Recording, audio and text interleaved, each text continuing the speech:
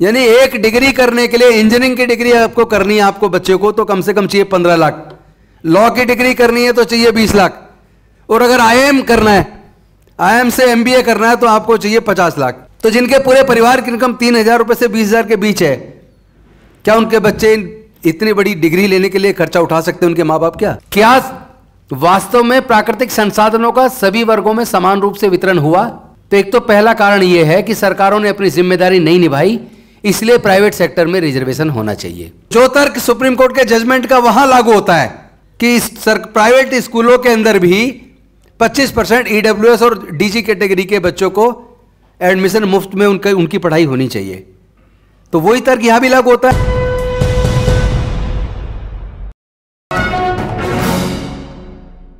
आज बड़ा अच्छा सब्जेक्ट आप लोगों ने रखा है, निश्चित तौर पर इस सब्जेक्ट पे चर्चा तो होनी चाहिए।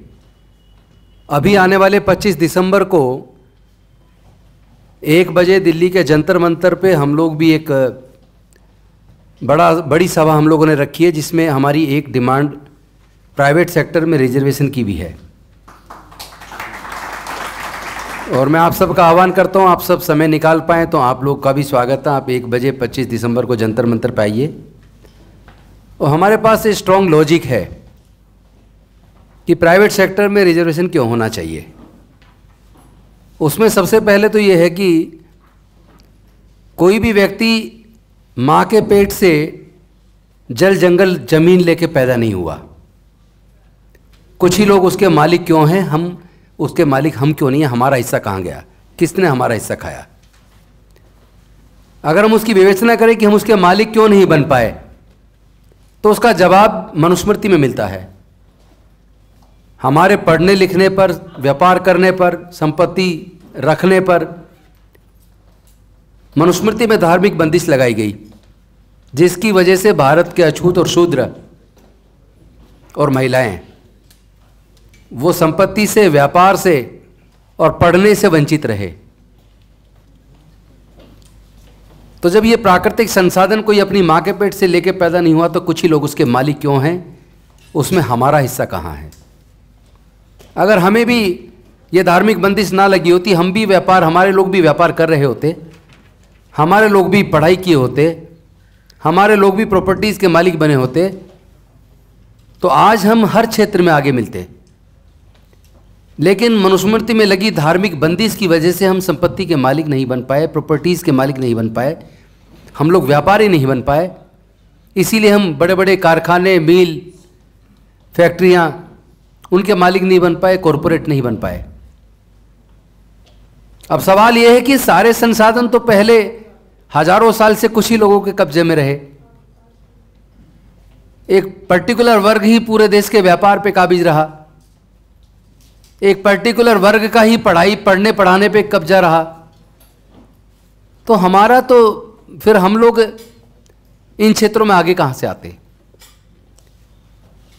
तो प्राइवेट सेक्टर में रिजर्वेशन क्यों होना चाहिए, इसके ऊपर अगर बात शुरू की जाए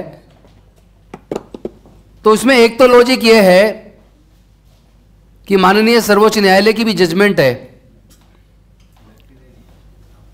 और उस जजमेंट से पहले हमें अपने बाबा साहेब के बनाए संविधान के आर्टिकल 37-38 पढ़ना चाहिए, जिसमें खुद बाबा साहेब ने कहा है कि यह सरकारों की जिम्मेदारी है कि नेचुरल रिसोर्सेज को सभी लोगों में समान रूप से वितरण करें।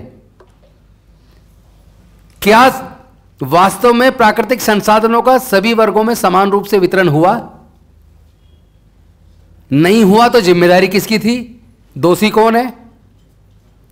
तो एक तो पहला कारण यह है कि सरकारों ने अपनी जिम्मेदारी नहीं निभाई, इसलिए प्राइवेट सेक्टर में रिजर्वेशन होना चाहिए।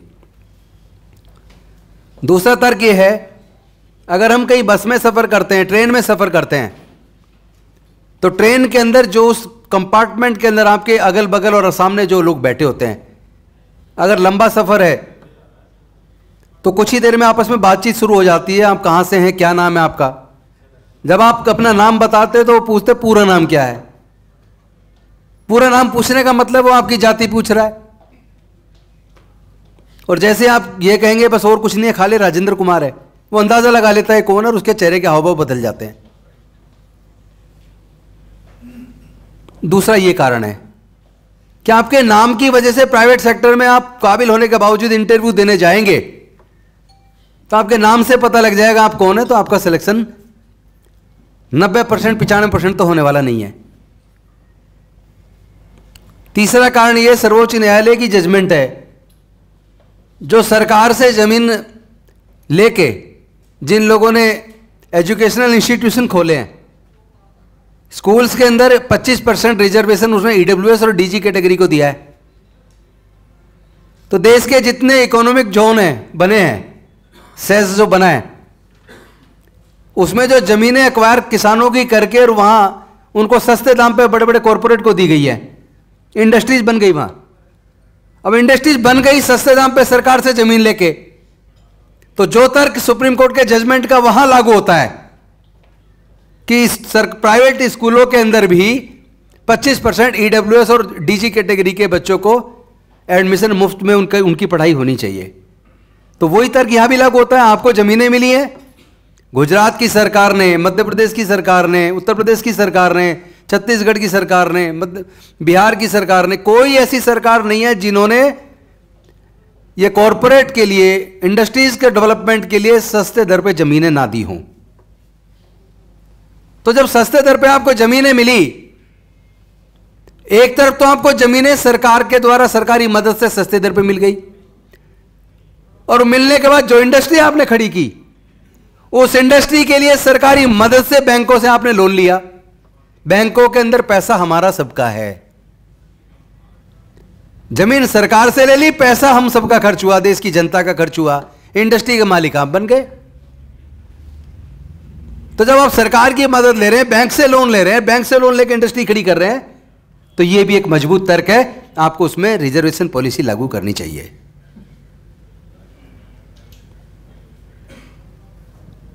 और इसके साथ साथ मैं मानता हूं कि अगर भारत को ओवरऑल डेवलपमेंट करना है, कुछ लोग, कुछ जातियां अगर डेवलप कर जाएंगी, देश डेवलप नहीं होगा, देश पीछे छूट जाएगा। क्योंकि देश के अंदर अभी भी 88% SC, ST, OBC and minorities के लोग हैं, और उन 88% में भी, यानी पूरे देश की पॉपुलेशन में अगर आप देखेंगे तो 80% गरीब है।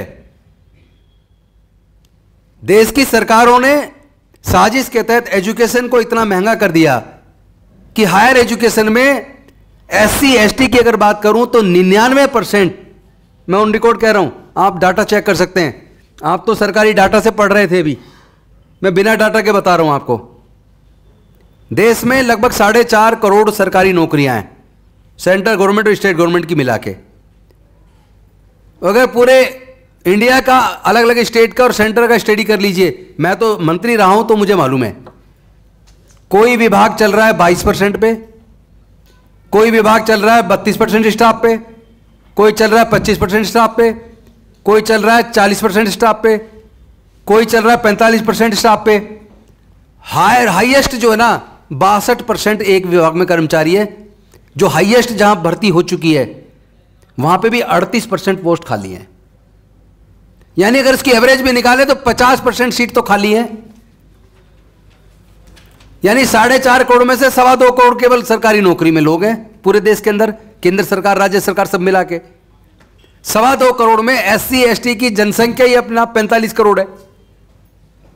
2.25 करोड़ में उनकी रिजर्वेशन लगा लो, 22.5% कितना हो गया, 45 और कुछ और लगा लो, 47-48%, वो 47-48 लाख लोग केवल सरकारी नौकरी में आ सकते हैं। 45 करोड़ की जनसंख्या में से 47-48 लाख लोग सरकारी नौकरी में आ भी जाएं, तब भी 44 करोड़ और लगभग 55 लाख बेरोजगार रह जाएंगे। अगर मैं दिल्ली के इंजीनियरिंग कॉलेज की DTU की बात करूं तो उसमें एक साल की फीस, केवल एक साल की केवल फीस 2.5 लाख रुपया है। NSUT की 2.5 लाख रुपया है। National law university Dwarka 2.5 lakh से भी ऊपर है। हॉस्टल का खर्चा अलग है, खाने का खर्चा, किताबों का खर्चा, ट्रांसपोर्ट का खर्चा और जोड़ लीजिए।